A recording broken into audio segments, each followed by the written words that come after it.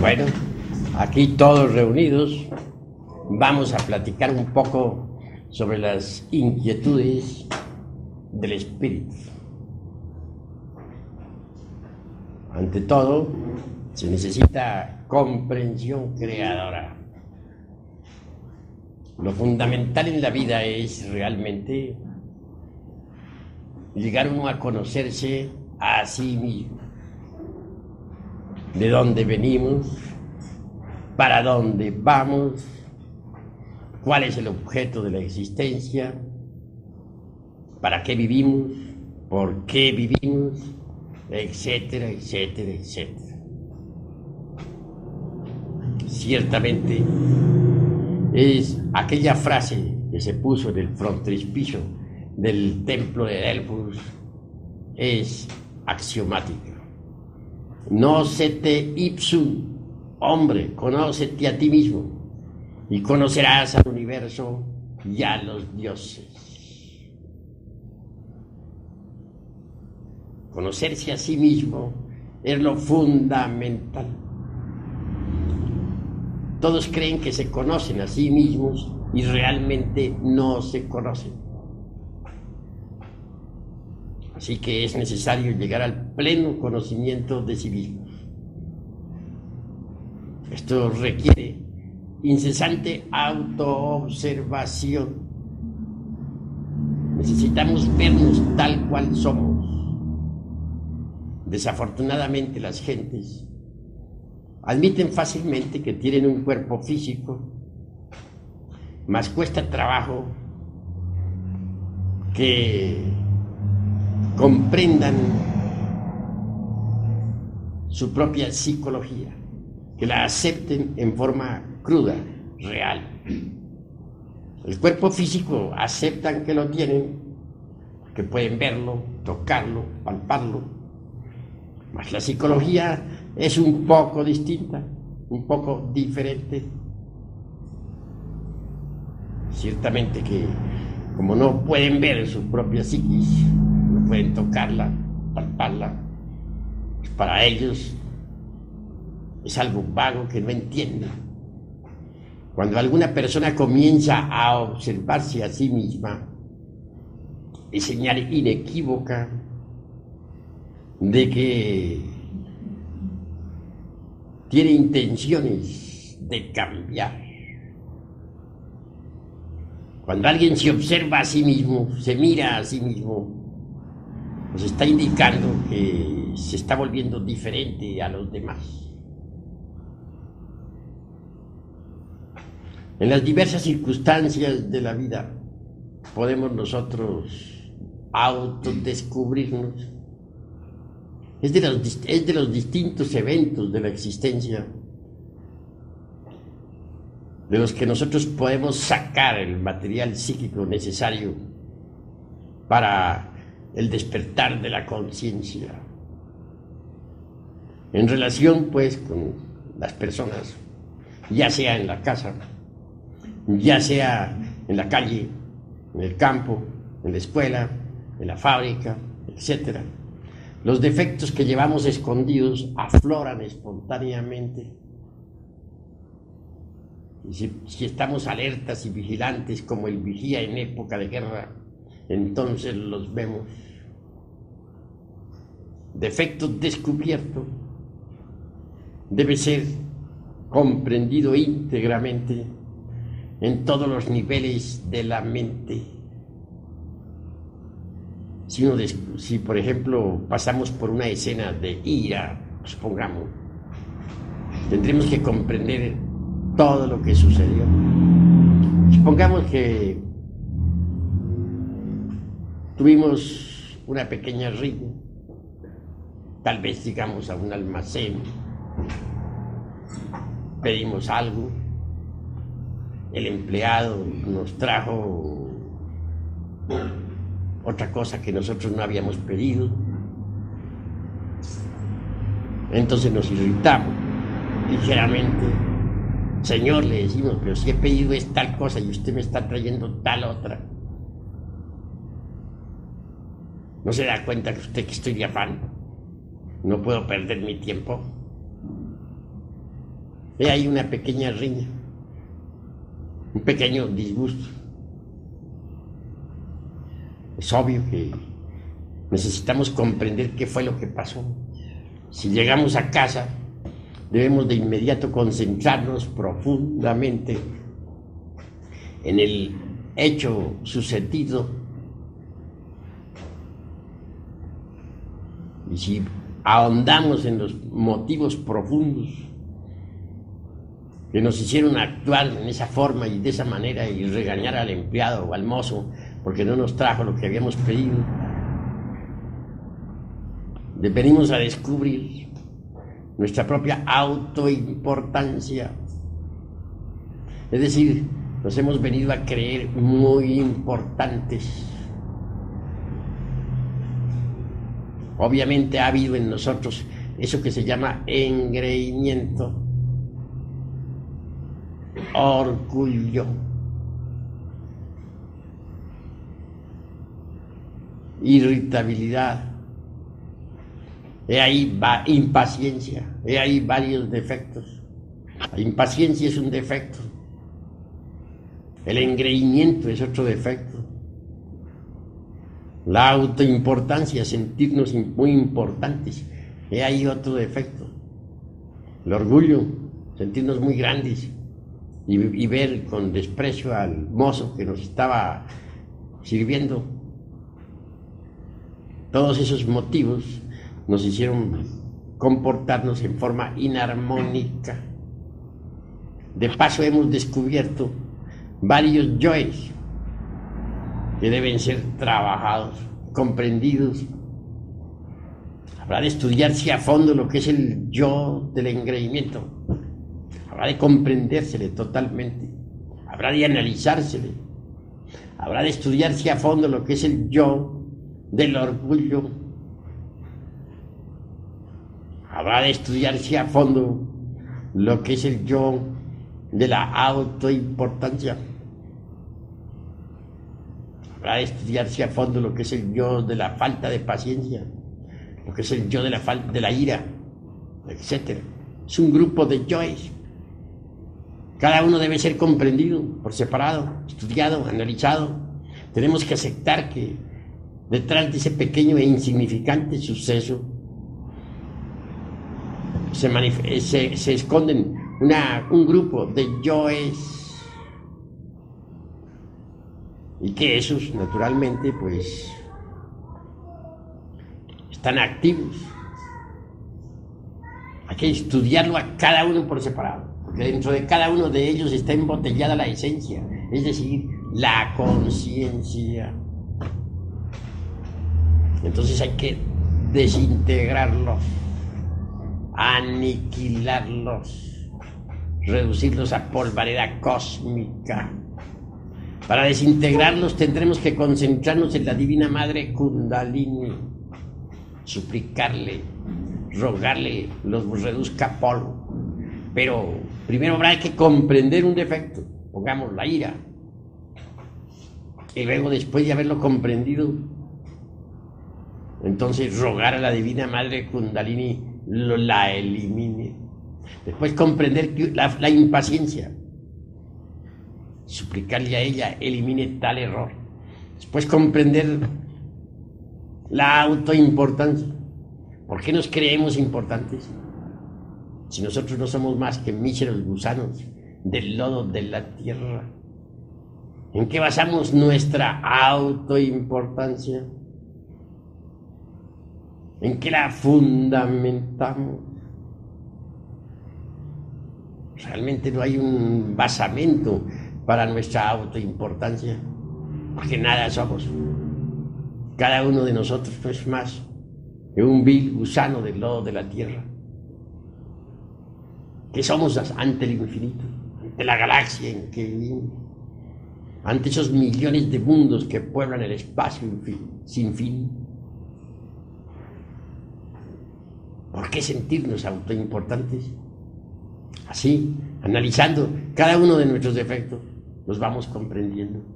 Y defecto que vayamos comprendiendo debe ser eliminado con ayuda de la Divina Madre Kundalini. Es obvio que habrá que suplicarle a ella, que habrá que rogarle elimine el defecto que uno vaya comprendiendo. En una escena, pues, forman parte varios yoes. Tengamos otra escena, una de celos, por ejemplo. Incuestionablemente es grave eso. En una escena de celos entran también varios yoes. Y un hombre encuentra de pronto que su mujer está hablando con otro hombre en forma muy querido, en fin. ¿Qué quiere decir eso? ¿Sentirá celos? Posiblemente que sí. ¿Le formará pelea a la mujer? Es claro. Pero si observamos esa escena, ahí hubo celos, ira, amor propio. Varios yoes, pues. El yo del amor propio se sintió herido. Los celos entraron en actividad. La ira también. Cualquier escena, pues, cualquier acontecimiento, cualquier evento, debe servirnos de base para el autodescubrimiento. En cualquier evento venimos a descubrir que tenemos dentro de nosotros mismos varios yoes. Eso es obvio. Varios yoes. Por todos estos motivos se necesita que nosotros estemos alertas y vigilantes como el vigía en época de guerra. Es indispensable el estado de alerta percepción, alerta novedad. Si no procedemos en esa forma, la conciencia continuará metida dentro de los agregados psíquicos que en nuestro interior cargamos y no despertaría jamás. Tenemos que comprender que estamos dormidos. Si la gente estuviera despierta, podría ver, tocar y palpar las grandes realidades de los mundos superiores. Si las gentes estuvieran despiertas, recordarían sus vidas pasadas. Si las gentes estuvieran despiertas, verían la tierra tal como es. Actualmente no están viendo la tierra tal como es. Las gentes de la Lemuria veían el mundo como es. Sabían que el mundo tiene 9 dimensiones por todo. Diríamos 7 fundamentales. Y veían al mundo pues en forma multidimensional. En el fuego percibían las salamandras o criaturas del fuego. En las aguas percibían a las criaturas acuáticas, a las ondinas, a las nereidas. En el aire eran claros para ellos los silfos. Y dentro del elemento tierra veían a los gnomos. Cuando levantaban los ojos hacia el infinito, podían percibir a otras humanidades planetarias. Los planetas del espacio eran visibles para los antiguos en forma distinta, pues veían el aura de los planetas y también podían percibir a los genios planetarios. Pero cuando la conciencia humana quedó enfrascada entre todos esos yoes o agregados psíquicos que constituyen el mí mismo, el yo mismo, el ego, entonces la conciencia se durmió. Ahora se procesa en virtud de su propio embotellamiento. En tiempos de la Lemuria, cualquier persona podía ver por lo menos la mitad de un Holtapannas. Un Holtapannas equivale a 5,5 millones de tonalidades del color. Cuando la conciencia que se quedó metida entre el ego, los sentidos degeneraron. En la Atlántida ya tan solo se podría percibir 1/3 de las tonalidades del color. Y ahora apenas sí se perciben los 7 colores del espectro solar y unas pocas tonalidades. Las gentes de Lemuria eran diferentes. Para ellos las montañas tenían alta vida espiritual. Los ríos para ellos eran el cuerpo de los dioses. La tierra entera era perceptible para ellos como un gran organismo viviente. Era otro tipo de gentes, diferentes, distintas. Ahora, desgraciadamente, la humanidad ha involucionado atrozmente. En estos tiempos la humanidad está, pues, en estado de entre todos los yoes que llevamos en nuestro interior. Los psicólogos normalmente creen que tenemos un solo yo y nada más. En Gnosis se piensa diferente. En Gnosis sabemos que la ira es un yo, que la codicia es otro yo, que la lujuria es otro yo, que la envidia es otro yo, el orgullo es otro yo, que la gula es otro yo, etcétera, etcétera, etcétera. Virgilio, el poeta de Mantua, el autor de la Eneida, decía que aunque tuviéramos 1000 lenguas para hablar y para dar día cero, no alcanzaríamos nosotros a contar nuestros defectos, a enumerar nuestros defectos cabalmente. Son tantos. ¿Y dónde vamos a descubrirlos? Solamente en el terreno de la vida práctica se hace posible el autodescubrimiento. Cualquier escena callejera es suficiente para saber cuántos yoes entraron en actividad. Cualquier yo que entre en acción, hay necesidad de trabajarlo para comprenderlo y desintegrarlo. Solo por ese camino se hace posible liberar la conciencia. Solo por ese camino se hace posible el despertar. A nosotros nos debe interesar, primero que todo, el despertar. Porque mientras continuemos así como estamos, dormidos, ¿qué podremos saber de los misterios de la vida y de la muerte? ¿Qué podremos saber de lo real, de la verdad?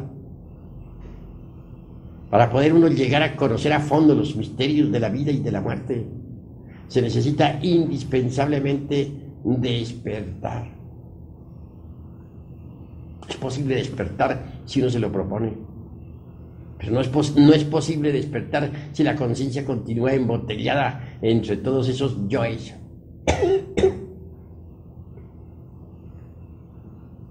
Vivimos dentro de un mecanismo bastante complicado. La vida se ha vuelto profundamente mecanicista en un 100%. La ley de recurrencia es terrible. Todo se repite. La vida podríamos compararla a una rueda que está girando incesantemente sobre sí misma. Pasan los acontecimientos una y otra vez, siempre repitiéndose. En realidad, de verdad, nunca hay una solución final para los problemas. Cada cual carga problemas, pero la solución final en realidad de verdad no existe. Porque si hubiera una solución final para los problemas que uno tiene en la vida, esto significaría que la vida no sería vida, sino muerte. Así pues, la solución final no se conoce. Gira la rueda de la vida, siempre pasando los mismos acontecimientos, repitiéndolos en forma más o menos modificada, más o menos alta o baja, pero repitiéndolos. Llegar a la solución final, impedir que la repetición de eventos o circunstancias se prosiga, es algo más que imposible. Entonces lo único que tenemos nosotros es que aprender a saber cómo vamos a reaccionar ante las distintas circunstancias de la vida. Si siempre reaccionamos de la misma forma, si siempre reaccionamos con violencia, si siempre reaccionamos con lujuria, si siempre reaccionamos con codicia ante los hechos diversos que se repiten una y otra vez en cada existencia humana, pues no cambiaríamos nunca. Porque los acontecimientos que ustedes están viviendo actualmente ya los vivieron en la pasada existencia. Esto significa que, por ejemplo, si ahora están ustedes sentados escuchándome, En la pasada existencia también estuvieron sentados escuchándome. No sea aquí mismo, en esta casa, pero sí en cualquier lugar de la ciudad. Así también, en la antepasada estuvieron sentados escuchándome. En la trasantepasada estuvieron también sentados escuchándome. Y yo estuve hablándole a ustedes. Es decir, siempre esta rueda de la vida está girando y los acontecimientos van pasando. Siempre son los mismos. Así pues, es imposible impedir que los acontecimientos dejen de repetirse. Lo único que podemos hacer es cambiar nuestra actitud hacia los acontecimientos de la vida. Si nosotros aprendemos a no reaccionar ante ningún impacto proveniente del mundo exterior, si aprendemos a ser serenos, impasibles, entonces sucederá que podremos evadir o podremos evitar que los acontecimientos produzcan en nosotros los mismos resultados. Supongamos que, vamos a ver, por ejemplo, en una pasada existencia, por ejemplo, estuve platicando aquí con tu hermano gnóstico, el doctor, ¿cómo es tu nombre? Humberto Díaz, sobre un acontecimiento que cité en mi libro titulado El misterio del áureo florecer. Hablábamos de aquella existencia en la cual me llamé yo Juan Conrado,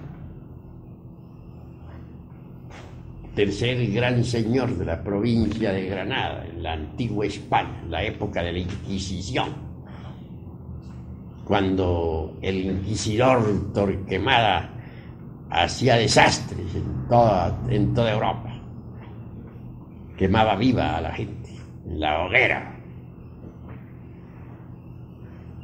Ciertamente había yo llegado a él con el propósito de pedir una amonestación cristiana para alguien. Tratábase de un conde que me sahería constantemente con sus palabras, que hacía mofa de mí, etc. En aquella época andaba yo de bodhisattva caído, y por cierto que no era una mansa oveja. El ego estaba bien revivo, pero quería evitar un nuevo duelo, no por temor, sino porque ya estaba cansado de tantos duelos, pues tenía fama de ser un gran espadachín. Claro, me llegué muy temprano ante la puerta del Palacio de la Inquisición. Un fraile ahí, monje azul, estaba a la puerta.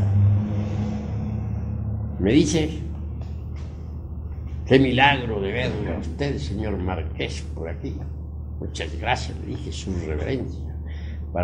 Vengo a solicitar una audiencia con el señor inquisidor, Monseñor Tomás de Torquemada. Imposible, dijo, y hay muchas visitas. Sin embargo, voy a tratar de conseguir para usted, me dijo, la audiencia. Muchas gracias, su reverencia, le dije, por adaptarme naturalmente a todos los convenios de aquella época. En realidad, de verdad, tenía que adaptarse uno, o de lo contrario, pues, se le ponía la cosa grave. En todo caso, el monje aquel desapareció como por encanto y aguardé pacientemente que regresara. Al fin regresó. Ya de regreso me dice: está conseguida para usted la audiencia, señor Marqués. Puede pasar. Y pasé. Atravesé un patio Llegué a un gran salón que estaba en tinieblas. Pasé a otro salón que estaba también en profundas tinieblas. Por último, a un tercer salón. Ese estaba iluminado por una lámpara. La lámpara se hallaba colocada sobre una mesa. Ante la mesa estaba sentado el inquisidor don Tomás de Torquemada. Nada menos que el gran inquisidor.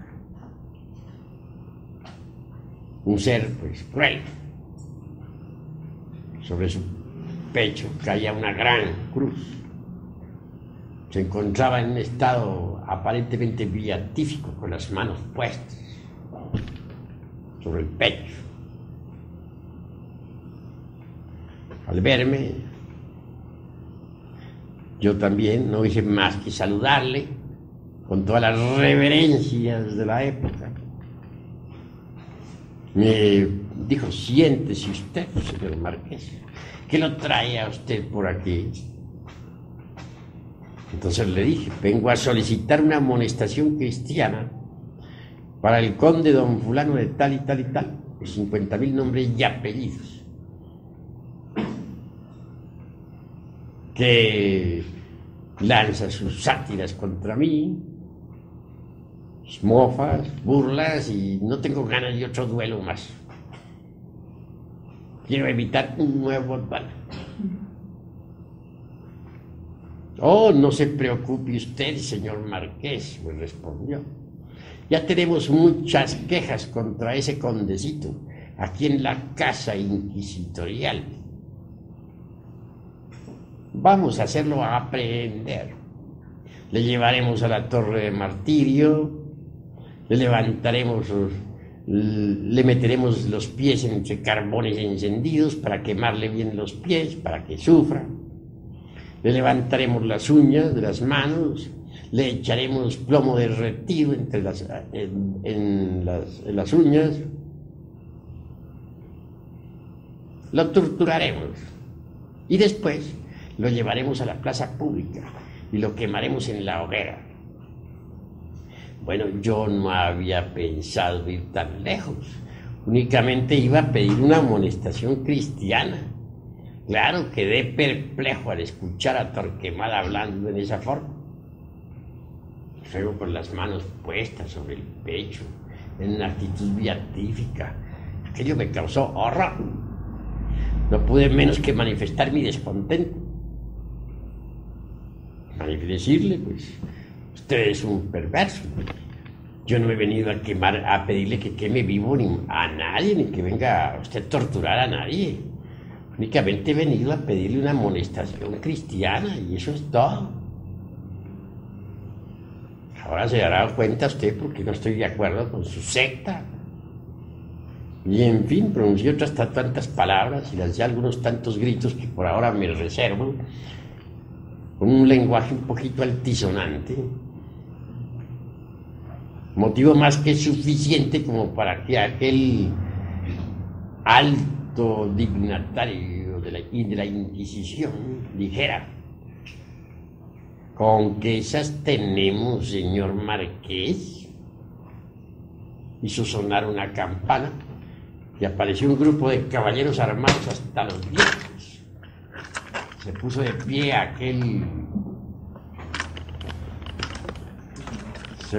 pie aquel caballero del Santo Oficio.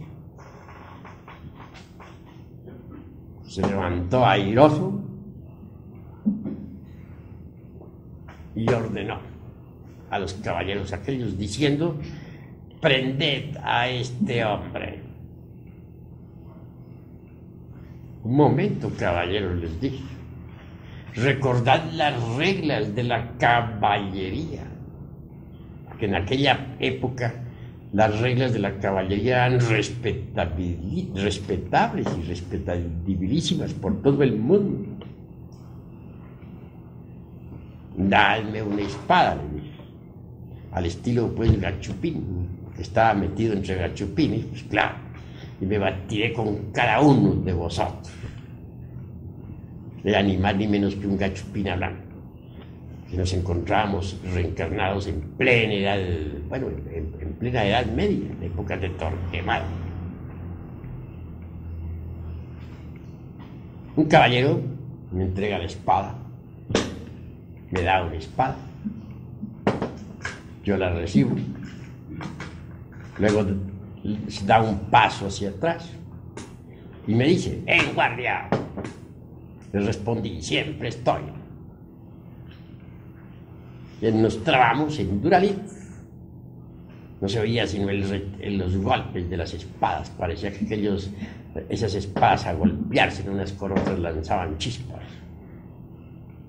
Aquel caballero era muy hábil en la esgrima, pues manejaba las armas a la maravilla.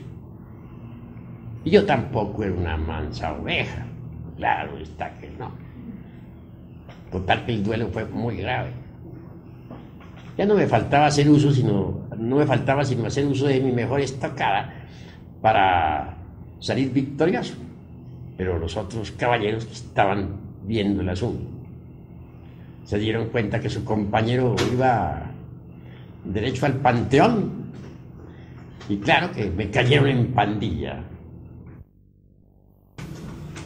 Mas llegó un momento en que el brazo derecho se cansó, ya no podía con el peso de la espada y tanta lucha. Entonces les dije: han ganado ustedes por sorpresa, que me han caído en pandilla. Y eso no es de caballero. Les entregué la espada y está. Entonces el señor inquisidor dijo: ¡a la hoguera! Y me decía: no fue fácil, no fue difícil quemarme en vivo. Ahí tenían un poco de leña al pie de un palo, de un poste de acero. Me encadenaron a aquel poste, prendieron fuego a la leña, y a los pocos segundos estaba yo allí ardiendo como tea encendida. Sentí gran dolor en las carnes. Veía cómo mi cuerpo físico se quemaba hasta quedar reducido todo a cenizas. Di un paso intencionalmente a ver, pero lo curioso fue que antes de dar el paso sentí que aquel dolor supremo se convertía en felicidad. Entendí que más allá del dolor, mucho más allá del dolor, existe la felicidad. El dolor humano, por muy grave que sea, tiene un límite. Una lluvia bienhechora comenzó a caer sobre mi cabeza y sentí que me aliviaba. Di un paso y vi que podía dar otro. Total, salí de aquel palacio caminando despacito. Y era que ya había desencarnado. El cuerpo físico pereció pues en la hoguera de la Inquisición. Hoy, por ejemplo, al repetirse un evento de esos en mi vida, estoy seguro que ya no iría a una hoguera, ni a un paredón, ni algo por el estilo. ¿Por qué? Porque hoy, al no tener ya esos yoes de la ira, de la impaciencia, escucharía al inquisidor serenamente, impasible. Comprendería el estado en que se encuentra, guardaría un silencio total, ninguna reacción saldría de mí. Como resultado, pues no pasaría nada. Eso es claro. Podría salir tranquilo, sin problema. De manera que los problemas en realidad de verdad los forme el ego. Si en aquella ocasión no hubiera yo reaccionado en esa forma contra el Santo Oficio, como así le llamaban, contra la Inquisición, contra todo, contra el monje azul, etcétera, etcétera, etcétera, pues es obvio que no habría desencarnado en esa forma. Esto no significa cobardía, sino sencillamente habría permanecido sereno, impasible. Luego habría dado la espalda y me habría retirado, sin problema. Solo quedaría un punto en discusión. El condecito aquel habría sido aprehendido, quemado vivo en la hoguera, ¿no? ¿Y se me podría echar la culpa a mí? No. Habría tenido el valor de ir a informarle eso al conde. Aunque aquel conde se hubiera llenado de tremenda ira contra mí. Él le habría salvado su existencia. Tal vez hasta el hombre hubiera quedado agradecido. Es decir, las circunstancias fatales no habrían sucedido si el ego hubiera sido desintegrado. Desgraciadamente tenía un ego muy desarrollado. Y esos son los problemas que se forma el ego. Cuando uno no tiene ego, esos problemas no se suceden. Puede que las circunstancias se repitan, pero ya no sucede, ya no vienen esos problemas.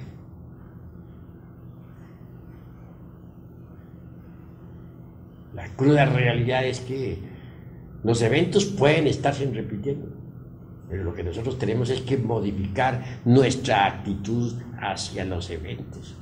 Si nuestra actitud es negativa, pues nos crearemos gravísimos problemas.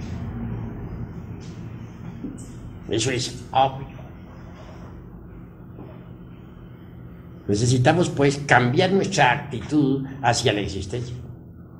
Pero uno no puede cambiar su actitud hacia la vida si no elimina aquellos elementos perjudiciales que lleva en sus psiquis. La ira, por ejemplo, ¿cuántos problemas le trae a uno la ira? La lujuria, ¿cuántos problemas le trae a uno la lujuria? Los celos, ¿cuán nefastos son? La envidia, ¿cuántos inconvenientes le proporciona a uno? Uno tiene que cambiar su actitud ante las distintas circunstancias de la vida. Estas se repiten con uno o sin uno, pero se repiten. Pueden repetirse sin uno o con uno, pero se repiten. Lo que importa es que uno cambie su actitud hacia las distintas circunstancias de la vida. Es decir, necesitamos nosotros autoconocernos profundamente. Si nos autoconocemos, descubrimos nuestros errores. Y si los descubrimos, los eliminamos. Y si los eliminamos, despertamos. Y si despertamos, venimos a conocer los misterios de la vida y de la muerte. Venimos a experimentar eso que no es del tiempo. Eso que es la verdad. Pero mientras nosotros continuemos con la conciencia embotellada entre el ego, entre el yo, o entre los yoes, obviamente no sabremos nada de los misterios de la vida y de la muerte. No podremos así experimentar lo real. Viviremos en la ignorancia. Se hace pues urgente e inaplazable cumplir con la máxima de Pitágoras, de Tales de Mileto: Nocete ipsum, hombre, conócete a ti mismo, y conocerás al universo y a los dioses. Todas las leyes de la naturaleza están dentro de uno mismo. Y si uno no las descubre dentro de uno mismo, tampoco las puede descubrir fuera de sí mismo. Así pues, dentro de uno está el universo. El hombre está contenido en el universo, y el universo está contenido en el hombre. Si descubrimos al universo dentro de nosotros mismos, pues lo descubrimos realmente. Pero si dentro de sí mismos no lo descubrimos, tampoco lo podremos descubrir fuera de sí mismos. Eso es obvio. Existen en nosotros posibilidades extraordinarias, pero ante todo debemos partir del principio de nocete ipsum, hombre, conócete a ti mismo, y conocerás al universo y a los dioses. La personalidad, por ejemplo, la falsa personalidad, por ejemplo, es óbice para la verdadera felicidad. Todo ser humano tiene una falsa personalidad que está formada por el engreimiento, por la vanidad, por el orgullo, por el temor, por el egoísmo, por la ira, por la autoimportancia, por el autosentimentalismo, etc.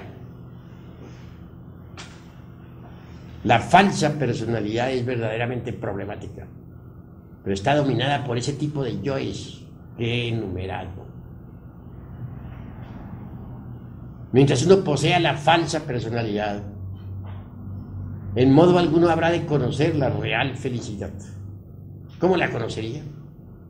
Si uno quiere ser feliz, y todos tenemos derecho a la felicidad, tiene que empezar por eliminar la falsa personalidad. Pero para poder eliminar la falsa personalidad, tiene uno que eliminar los yoes que la caracterizan, los que he enumerado. Eliminados esos yoes, entonces todo cambia.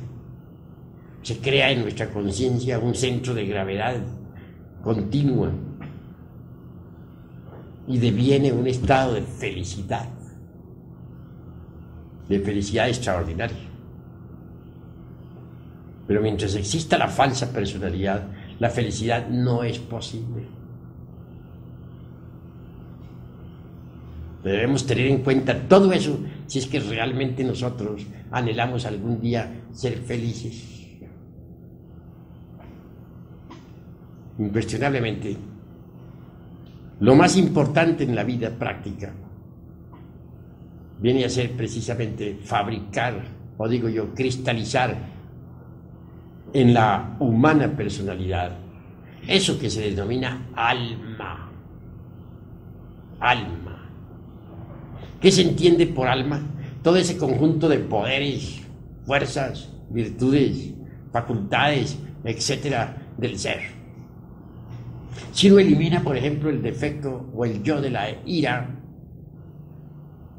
en su reemplazo cristalizará en nuestra humana persona la virtud de la serenidad.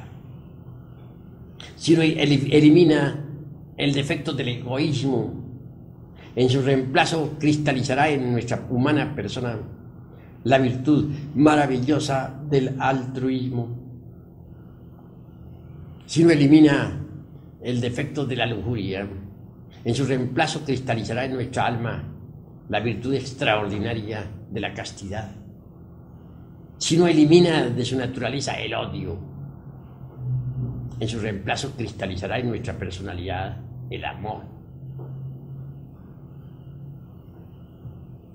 Si uno elimina de la personalidad el defecto, por ejemplo, de la envidia, en su reemplazo cristalizarán en la humana persona la alegría por el bien ajeno, la filantropía, etc.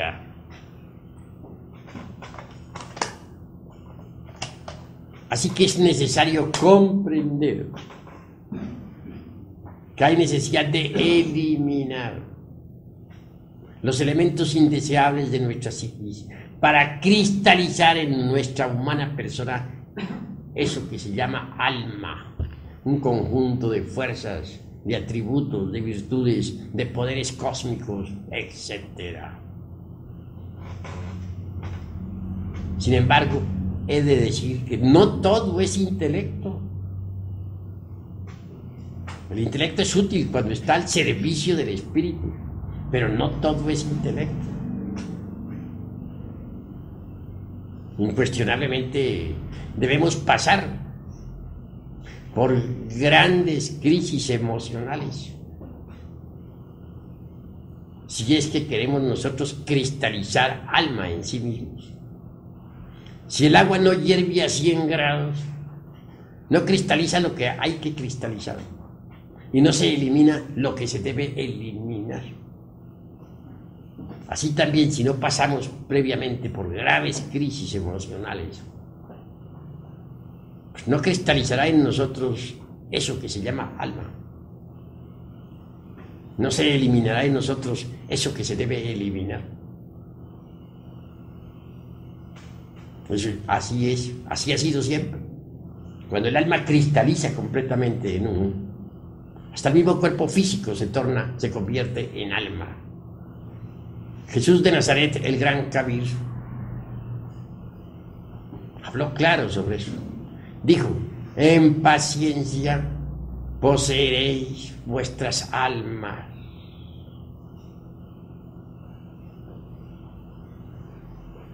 Las gentes no poseen su alma, el alma les posee.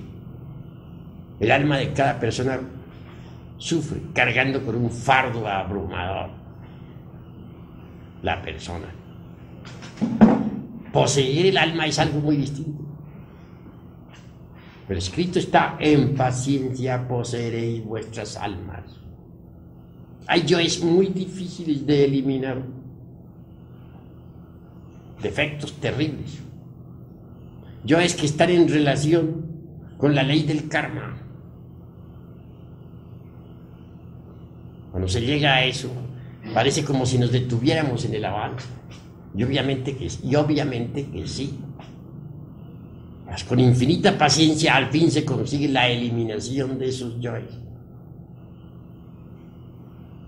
La paciencia y la serenidad son facultades extraordinarias o virtudes magníficas, necesarias para avanzar por este camino de la transformación radical. En mi libro Las Tres Montañas hablo precisamente sobre la cuestión de la paciencia y de la serenidad. Un día, estando en el monasterio, aguardábamos un grupo de hermanos impacientemente al abad, al hierofante,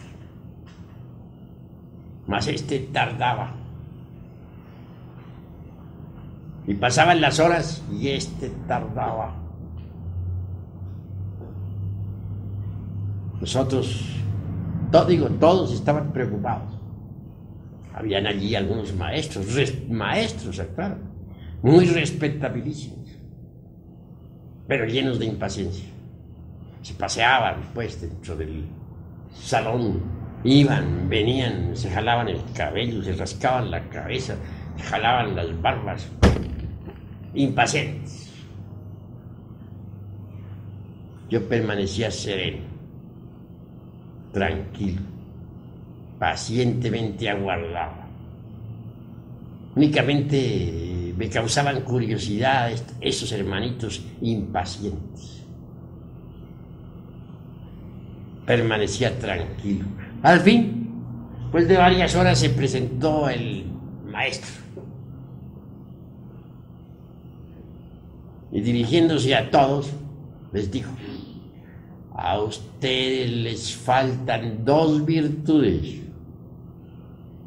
que este hermano tiene, y me señaló a mí. Luego, dirigiéndose a mí, me dice, dígales usted, hermano, ¿cuáles son esas dos virtudes? Entonces yo me puse de pie y dije, hay que saber ser pacientes, hay que saber ser serenos. Todos quedaron perplejos. Enseguida el maestro trajo una naranja, que es símbolo de esperanza, y me la entregó, aprobándome. Quedé aprobado para entrar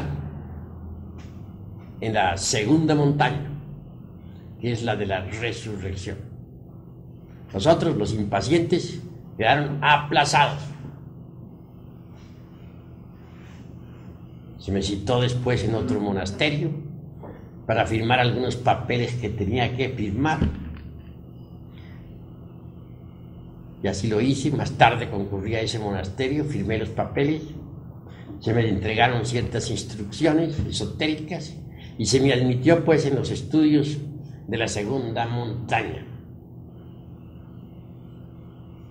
Y aquellos compañeros a estas horas todavía están luchando por lograr la paciencia y la serenidad, pues no la tienen.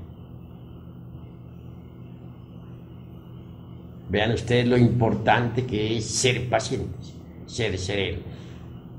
Así cuando uno está trabajando en la disolución de un yo y por nada de la vida consigue disolverlo porque se ha vuelto muy difícil, porque hay yoes así, se relacionan con el karma, no le queda a uno más remedio que multiplicar la paciencia y la serenidad hasta triunfar. Pero muchos son impacientes, quieren eliminar tal o cual yo ya de inmediato, sin pagar el precio correspondiente. Y eso es absurdo. En el trabajo sobre uno mismo se necesita multiplicar la paciencia hasta el infinito y la serenidad hasta el colmo de los colmos. Quien no sabe tener paciencia, quien no sabe ser sereno, fracasa en el camino esotérico. Obsérvense ustedes en la vida práctica. ¿Son impacientes? Obsérvense. ¿Saben permanecer serenos en el momento preciso? Si no tienen esas dos preciosas virtudes, pues hay que trabajar para conseguirlas. ¿Cómo? Eliminando los yoes de la impaciencia, que son yoes, y eliminando pues los yoes de la falta de serenidad, del enojo, los yoes del enojo, que son los que no permiten la serenidad. ¿Qué es lo que buscamos a la larga nosotros con todo esto? Cambiar, pero cambiar totalmente, porque así como estamos, incuestionablemente lo único que hacemos es sufrir, amargarnos la vida. Cualquiera puede hacernos sufrir a nosotros. Basta con que nos toque una fibra del corazón para que ya estemos sufriendo. Si nos dicen una palabra dura, sufrimos. Si nos dan unas palmaditas en el hombro y unas palabras dulces, nos alegramos. Así somos de débiles.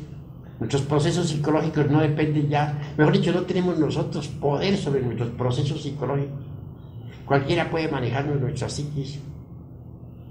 ¿Quieren ver ustedes una persona enojada? Díganle una palabra dura y la verán enojada. Y luego quieren verla contenta, denle una palmadita en el hombro y lo verán, y díganle unas palabras dulces, ya cambió, ya está contenta. Qué fácil es, ¿no? Cualquiera juega con la psiquis de los demás. Qué débiles son estas criaturas. Se trata pues de cambiar, de que todo esto que tenemos nosotros de débil se ha eliminado. Hasta nuestra misma identidad personal debe perderse para nosotros, ¿no? Esto quiere decir que el cambio debe ser tan radical, hasta nuestra misma identidad personal. Soy fulano de tal XX.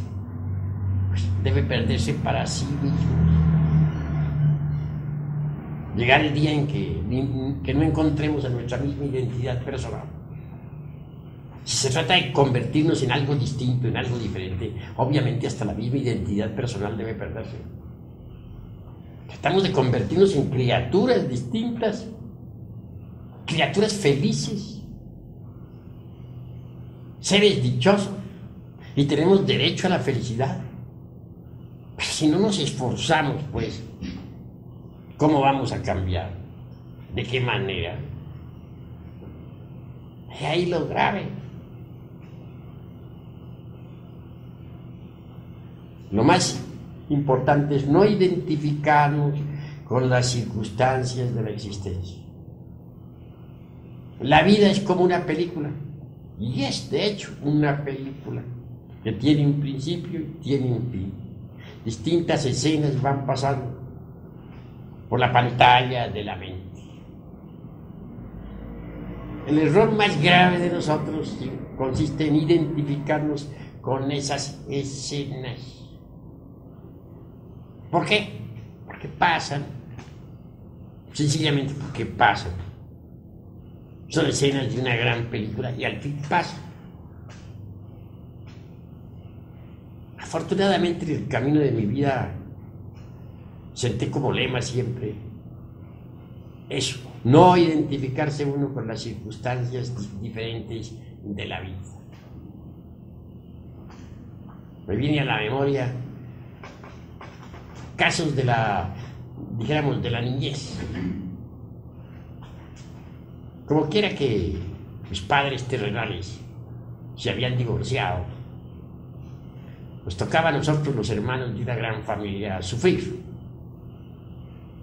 Habíamos quedado nosotros con el jefe de la familia y se nos prohibía pues visitar pues a la jefa, o sea, a nuestra madre terrenal.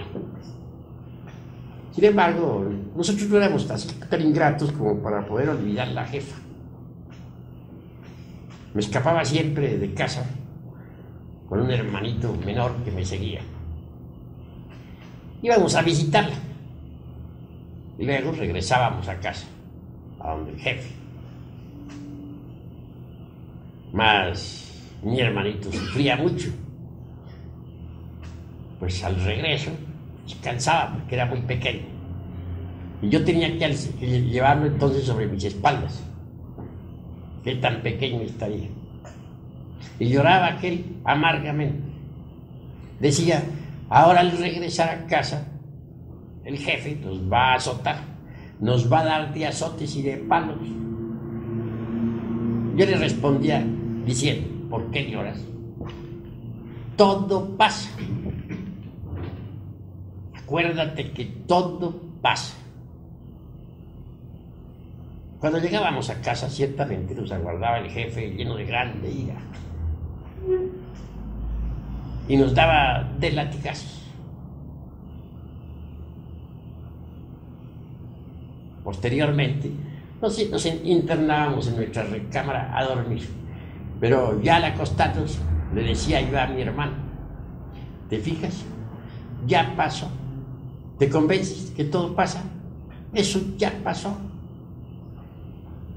Todo pasa.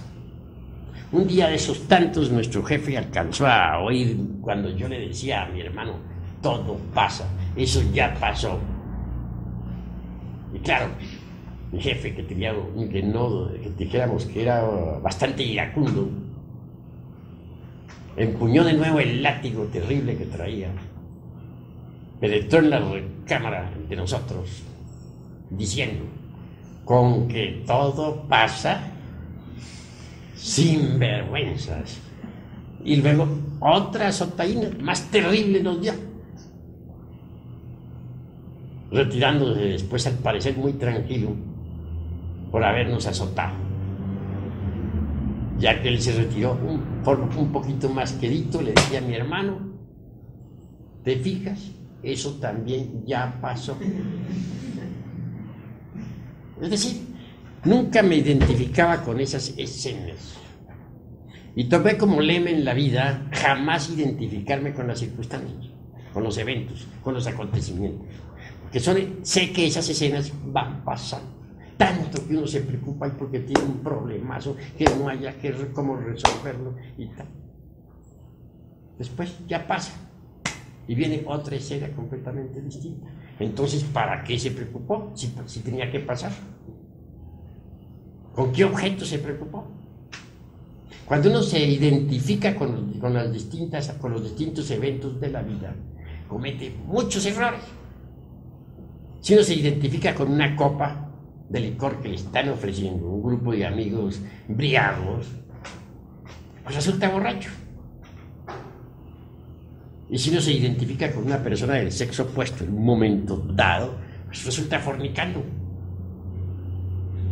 Y si uno se identifica con un insultador que lo está hiriendo a uno con la palabra, resulta uno también insultando. ¿A ustedes les parece cuerdo que nosotros, que somos gentes, bueno, aparentemente serios, ¿no?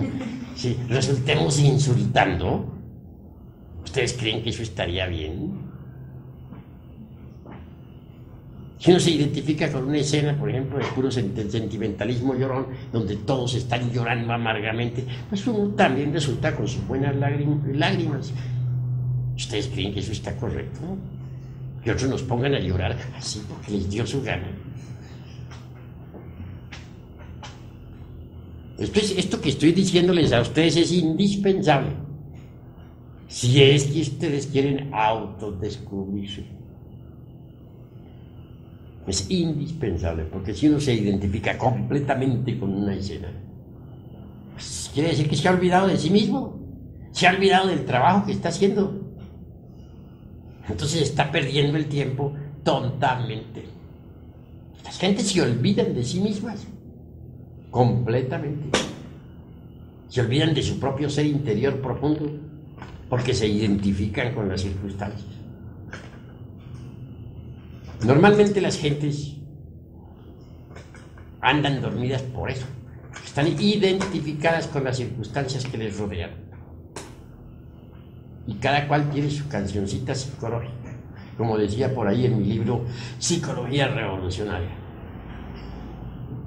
De pronto encuentra uno a alguien que le dice: yo tuve que en la vida hacer esto y esto y esto, me robaron, pero fui un hombre rico, tuve dinero, me estafaron, fulano de tal fue el malvado que me estafó y tal. Su canción psicológica. 10 años encuentra uno a ese mismo sujeto y vuelve a contarle su misma canción.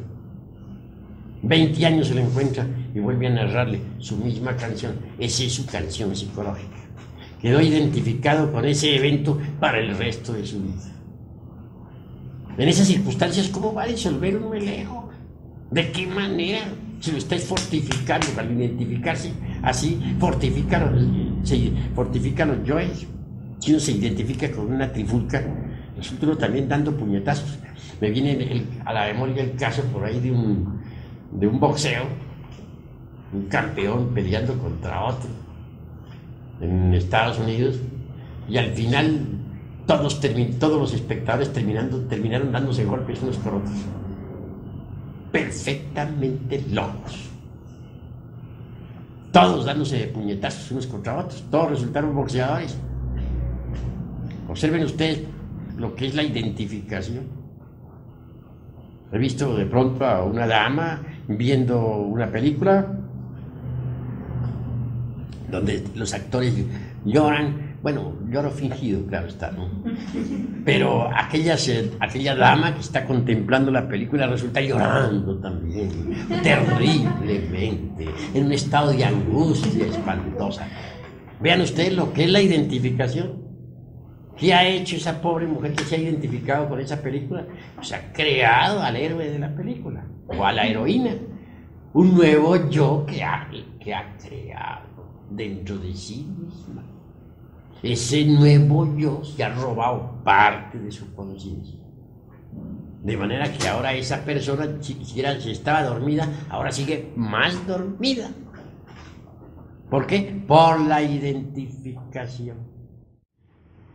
En cierta ocasión se me ocurrió ir a un cine, hace muchísimos años. La película pues estaba muy romántica, allí aparecían un par de enamorados que se querían, que se adoraban, que no sé qué. Bueno, y yo muy interesado en ver al par de enamorados, esas poses, esas palabras, qué miradas, qué cosas. Yo encantado mirándolas. Al fin terminó la tal película esa y muy tranquilo me fui para la casa. Ya estando en casa, sentí sueño y me acosté. Entonces esa noche fui a dar al mundo de la mente. Allí me encontré una mujer como aquella que yo había admirado en la película. Estaba hasta guapita. Y estaba frente a mí, la tal mujer. Me senté con ella en una mesa ahí a tomar algunos refrescos, muy contento. Vinieron las dulces palabras, muy semejantes a las de la película, por cierto. Conclusión. Bueno, no llegué hasta la cópula química ni nada por el estilo, pero no faltaron los besos, los abrazos, las caricias, las ternuras y 50.000 cosas por el estilo. Les estoy narrando de una historia sucedida hace 20 años, no es ahora, porque ahora ya no voy a cine. Pero en aquella época sí, iba a algún cine. Me parecía que era una diversión sana, así creía yo. Conclusión, la escena no estaba muy buena, un poquito erótica. De pronto cambió el panorama y descendí del mundo de la mente al mundo astral. Son dos mundos diferentes. Ya al llegar al mundo astral me encontré dentro de un gran templo y pude verificar que un maestro me había estado analizando. Claro, en mi interior me dije, metí la pata. Me retiré a unos pocos pasos a guardar a ver qué sucedía. Y de pronto el maestro aquel me envía un papel con el guardián del templo. El guardián me lo entregó. Leí el papel, decía, retírese usted inmediatamente de este templo, pero con INRI. Con INRI es conservando el fuego, puesto que no había propiamente fornicado, no pasaba de las ternuras. Bueno, total que entonces dije yo, bueno, ni modo, esto está grave. Muy despacio salí, avancé por la nave, por el corredor de la nave central, y antes de salir fuera del templo, en un reclinatorio, me arrodillé humildemente, pidiendo pues compasión, ¿no? Que tuvieran un poquito de piedad por mi insignificante persona, que sí había estado metiendo la pata, pero que ni modo, en fin, ¿no? Conclusión, así estaba yo en mi plegaria y oración, cuando de pronto viene el guardián nuevamente hacia mí y me dice, señor, se le ha ordenado a usted que se retire. Ya de forma más severa. Ni modo, dije. Pero era que quería hablar yo con el maestro, le dije. Claro, ir a exponerle mis razones, ¿no? Entonces, me respondió, el maestro está ahora ocupado. Está examinando otras efigies del mundo mental. Entonces ahí fue donde vine a darme cuenta que yo ya estaba ahora con una efigie mental creada por mí mismo. La había creado en pleno cine. Y esa efigie había tomado vida propia en el mundo mental. Era una mujer exactamente igual a la actriz que había visto en la película. Total que en mi pobre mente la había reproducido. Y ahora en el mundo de la mente me había encontrado cara a cara con tal efigie creada por mí mismo. El maestro continuaba examinando otras efigies de otros. Y ya no me quedó más remedio que salirme del templo. Volví a mi cuerpo físico. La otra noche, durante todo el día siguiente estuve muy triste, lamentando haber ido a cine. Qué metida de pata, dije, no he debido haber ido. Vea lo que fui yo a crear, una efigie mental. Es decir, estuve muy amargado. Aguardaba así que llegara la noche, a ver qué quedábamos. Pedí perdón 50.000 millones de veces al Cristo íntimo, porque dije, él es el único que podrá perdonarme de ese metidón de pata.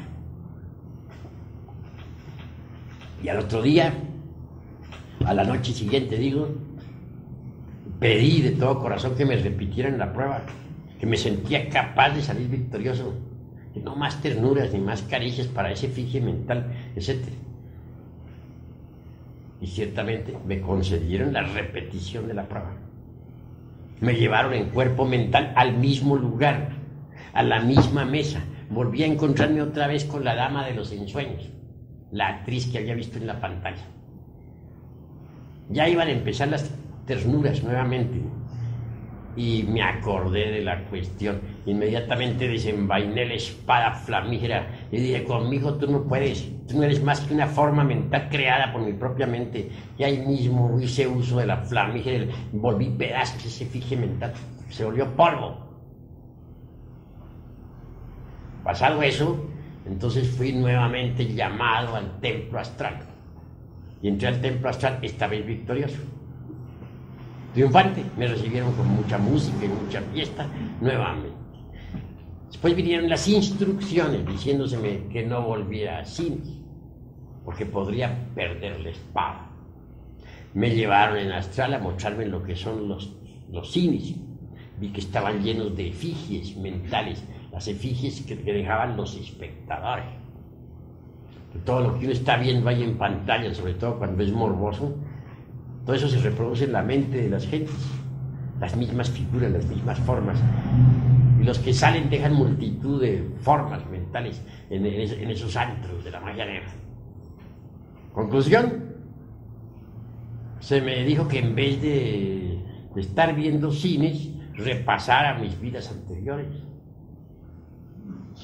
Que eso era más útil que estar yendo a esos cines. Yo cumplí con la orden, pues claro, y dejé de ir a cines. ¿Pero qué fue lo que me perjudicó? Pues haberme identificado con aquella película que estaban dando. Me pareció tan interesante y la dama aquella me pareció tan hermosa en aquella época que yo mismo llegué a sentirme siendo el galán, y no el de la pantalla, sino yo. Resultado, fracaso. Eso sucedió hace 20 años, pero no, unos 22 años, pero no se me ha olvidado. Uno nunca debe identificarse con nada de lo que vea en la vida, con las circunstancias, con los eventos desagradables, nada. Todo pasa, todo pasa. Debe aprovecharse todas las circunstancias para estudiarse, para observarse a sí mismo. En vez de estar identificado con una circunstancia desagradable, estar uno estudiándose a sí mismo. A ver, tengo ira, tengo celos, tengo odio, ¿qué estoy sintiendo en este momento ante esto que me está sucediendo? Así es como se aprovecha el tiempo, sabiendo uno no identificar, sabiendo uno sacar partido de todo. No olviden ustedes que las principales o que las peores adversidades le ofrecen a uno las mejores oportunidades. Las peores adversidades le ofrecen a uno las mejores oportunidades para el autodescubrimiento. Cuando uno se identifica con las circunstancias desagradables, comete errores, se complica la vida, se forman problemas. Todas las gentes están llenas de problemas porque se identifican con lo que les sucede, con lo que les está pasando, con lo que están viviendo. Por eso es que están llenos todos de problemas. Pero si uno no se identifica con nada de lo que le esté sucediendo, si dice todo pasa, esta es una escena que pasa y no se identifica con ella, pues tampoco se complica la vida. Pero a la gente le encanta complicarse la vida. Si alguien le hiere con una palabra dura, reacciona con violencia. A todos les gusta complicarse la existencia. Y mientras más se reaccione con violencia, pues peor. Más dura se pone la cuestión. Más trabajoso se vuelve todo. Aprovechemos las circunstancias desagradables de la vida para el autodescubrimiento. Así sabremos qué clase de defectos psicológicos poseemos. Tengamos la vida como un gimnasio psicológico. Si así procederemos, entonces podremos autodescubrirnos. Hasta aquí mis palabras de esta noche. Si algún hermano tiene algo que preguntar, puede hacerlo con la más entera libertad. A ver, pregunta. Que desintegren sus yoes y que al morir mueran, pero dormidos, o sea, que no mueran conscientemente. Bueno, si uno desintegra todos esos agregados psíquicos que personifican a sus errores, despierta la conciencia y a la hora de la desencarnación lo hace con plena conciencia, puesto que la despertó en vida. Las gentes después de la muerte andan en los mundos suprasensibles con la conciencia dormida, porque en vida nunca se preocuparon por despertar conciencia. ¿Alguna otra pregunta? Sí. Por ejemplo, ¿qué efecto tiene el que uno diga, si no se identifica uno con una escena, qué efecto tiene el después decir, debía haber hecho esto otro, al actuar? Pues al decir debiera haber hecho esto, o debiera haber hecho lo otro, indica que sí se identificó con la escena. Que cuando uno no se identifica con esa escena, la mente queda quieta, tranquila y en silencio, como si nada hubiera sucedido. Eso es todo. ¿Alguna otra pregunta? Sí. Cuando uno no se siente a gusto ni identificado con esas escenas, y por lo contrario se siente mortificado, ¿es justo? Pues de todas maneras indica que está identificado, porque si no se sintiera mortificado o a disgusto con tales o cuales escenas, pues es obvio que tampoco se mortificaría, ¿no? Si uno se mortifica por tal o cual evento, por tal o cual suceso, es porque se ha identificado. Si uno no se identifica, ¿por qué tiene que mortificarse? La identificación es óbice para la comprensión. La identificación hace que los yoes se fortifiquen. Cuando uno se identifica con algo, esto le puede ocasionar naturalmente o placer o dolor. Pero si uno no se identifica con nada, pasa más allá del placer y del dolor. ¿Alguna otra pregunta? ¿Quién tiene algo que decir? Habla. Se habla de dimensiones y de planetas y dice, bueno, tengo entendido que usted es de un planeta, entonces no comprendo qué diferencias hay entre las dimensiones a seres de otros planetas. Bueno, estás haciendo una pregunta que está fuera del temario, no compagina con lo que estamos hablando. Puedo contestarte, pero preguntas en este momento que sean del tema. El objeto de estas preguntas es para ayudar a aclarar lo que hemos platicado. Claro que sobre planetas y dimensiones tendré mucho gusto en platicar, pero en otras conferencias. Esta es únicamente sobre la cuestión de la exploración del ego o del yo. ¿Alguna otra pregunta, hermanos? Bueno, habla pues. ¿Cómo puede usted ubicar el punto, cómo se explicaría usted el punto de equilibrio entre la no identificación y llegar a caer a la indiferencia? Pues sencillamente, es decir, ¿cómo se puede llegar a una seguridad interna? ¿A qué se genera en aquel momento pues, importante o clave de la vida de uno? muy bien, pero hay que saber que existe la tesis, la antítesis y la síntesis. La síntesis incuestionablemente lo lleva a uno a la solución del problema que tú has planteado. Incuestionablemente, si uno se hace dueño de sus propios procesos psicológicos, pues puede resolver los problemas más difíciles. Pero cuando hay cohesión en la mente, pues entonces no puede resolver problemas. Para que no haya cohesión en la mente, se necesita urgentemente la no identificación. Porque la identificación ejerce cohesión sobre la mente, condiciona la mente.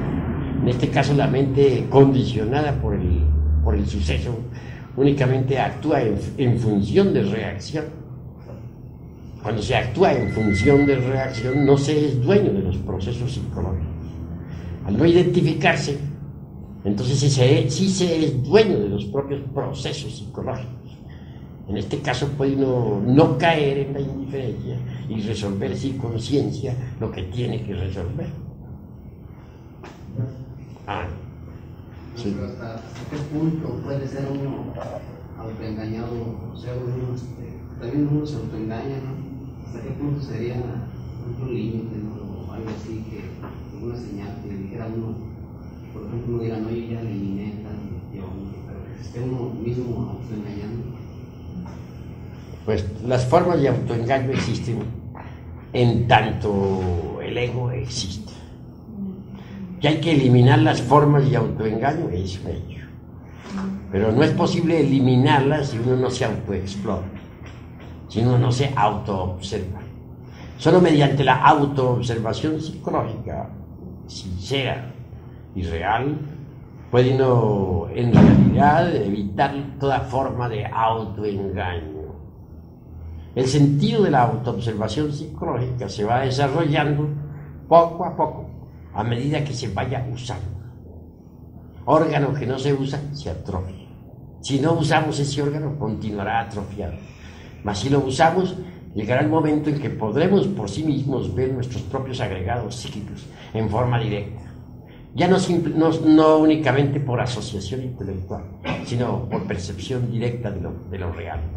Cuando eso sea, cualquier posibilidad de autoengaño quedará de hecho descartada. ¿Alguna otra pregunta? Sí. Entonces, para quitarse los yoes, hay que estar alertas conscientemente contra los yoes. Para eliminar los yoes, lo primero que tiene uno que hacer es autodescubrirlos. Si uno no descubre un yo determinado o un yo cualquiera en un momento dado, ¿cómo podría entonces eliminarlo? Primero tiene que descubrirlo, y no podría descubrirlo si no se autoobserva. Se hace necesario verse a sí mismo en acción. Solo viéndose en acción viene uno a descubrir que tiene tal o cual yo. Una vez descubierto, puede uno darse el lujo de comprenderlo profundamente mediante el análisis y la autorreflexión evidente del ser. Esto es meditación. Ya comprendido integralmente cualquier error, necesitamos eliminarlo, porque la comprensión por sí misma no es suficiente. Es un cuchillo, sí, que la separa a tal o cual yo, lo separa de nosotros mismos, de nuestra psiquis. Es el cuchillo de la conciencia que separa un agregado, pero ese agregado continúa convertido en demonio tentador, buscando la forma de acomodarse nuevamente en cualquiera de los 5 cilindros de la máquina orgánica. Se necesita desintegrarlo. La desintegración solamente es posible apelando a un poder que sea superior a la mente, porque la mente por sí misma no es capaz de desintegrar ningún defecto. Podrá esconderlo de sí misma y de los demás, podrá pasarlo de un departamento a otro del entendimiento, podrá rotularlo con cualquier nombre, podrá justificarlo o condenarlo, mas jamás alterarlo fundamentalmente. Se necesita de un poder que sea superior a la mente. Ese poder existe en todos los seres humanos. Es el Kundalini o la Kundalini. La Kundalini es dijéramos, la madre cósmica, particular, individual de cada uno de nosotros. Una variante de nuestro propio ser, pero derivado. Solo ese poder de la Divina Madre Kundalini, que es una variante, repito, de nuestro propio ser, o Dios Madre en nosotros, puede desintegrar cualquier defecto que previamente hayamos comprendido en forma íntegra. De ahí pues el camino o la técnica o la didáctica que conduce a la desintegración de los elementos indeseables que cargamos en nuestro interior. ¿Alguna otra pregunta? Pues, ¿qué relación hay entre la madre Kundalini y la espada de Eros? ¿O se relaciona la espada con la voluntad? ¿O qué espada es la que desintegra las formaciones mentales? Bueno, la espada flamígera se le entrega al iniciado para su defensa y representa la voluntad. Es el resultado de las transmutaciones de la energía creadora del tercer law. Pero el fuego solar, eso que los orientales denominan Kundalini, incuestionablemente asciende por el canal medular espinal de la zeta gnóstico. En todo caso, al asceta gnóstico que ha logrado el desarrollo de la serpiente ígnea de nuestros mágicos poderes, se le otorga la espada, símbolo de la voluntad. Con esa espada la lleva el iniciado en el 5, no a la izquierda como se usa aquí en el mundo físico, sino a la derecha como se usa en los mundos superiores. Distingamos pues entre el azufre, el mercurio y la sal sublimada que forman un remolino de fuerzas ascendiendo por la espina dorsal de la zeta gnóstico y la espada flamígera. Eso es todo. Claro, que del fuego aquel que sube por la espina dorsal brota, dijéramos, la Divina Madre Kundalini, que es una variante de nuestro propio ser, pero derivado. ¿Alguna otra pregunta? Estaba yo observando por una conferencia, me estaba observando a mí cómo me reía o me ponía serio según lo que narraba, alguna cosa jocosa que dijo. Estoy pensando ahorita que eso es identificación. La no identificación en este caso sería permanecer indiferente ante una conferencia, por ejemplo. Entonces no has comprendido bien el proceso de la identificación. Al contrario, yo he podido evidenciar en este momento que estabas alerta y vigilante como el vigía en época de guerra, pues estabas observando tus propios procesos psicológicos. Es decir, no estabas identificado. Descubriste distintos estados psicológicos, los descubriste en ti mismo. Luego no estabas identificado. Si hubieras estado identificado, no hubieras descubierto eso en ti mismo. Eso es todo. Así es que hay que proceder como tú has procedido. Correcto. ¿Alguna otra pregunta? Suponiendo que yo esté eliminando mis yoes, a la vez también puedo llamar, como por ejemplo ustedes ahí en un libro, ¿cómo llamar Kundalini? ¿Sí? Puedo llamarla también a la vez, o sea,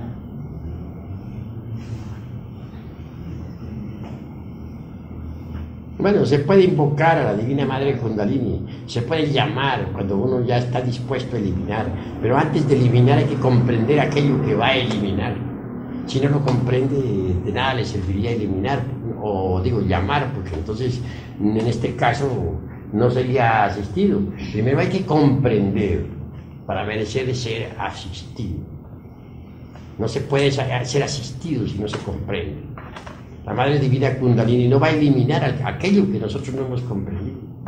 El objeto de comprender es para liberar la esencia embutida entre el agregado psíquico que se va a eliminar.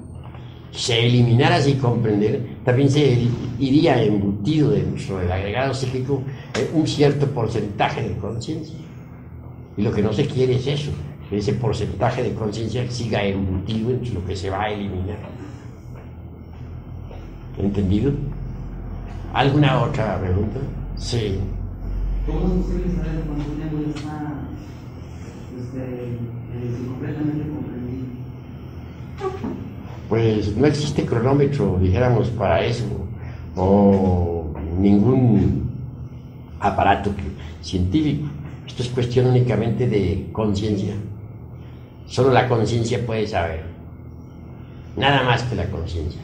Actualmente no existe pues ningún aparato que pueda medir esto. Lo sabe la conciencia, porque ni la misma mente puede saberlo. Solo la conciencia lo puede saber. Nada más.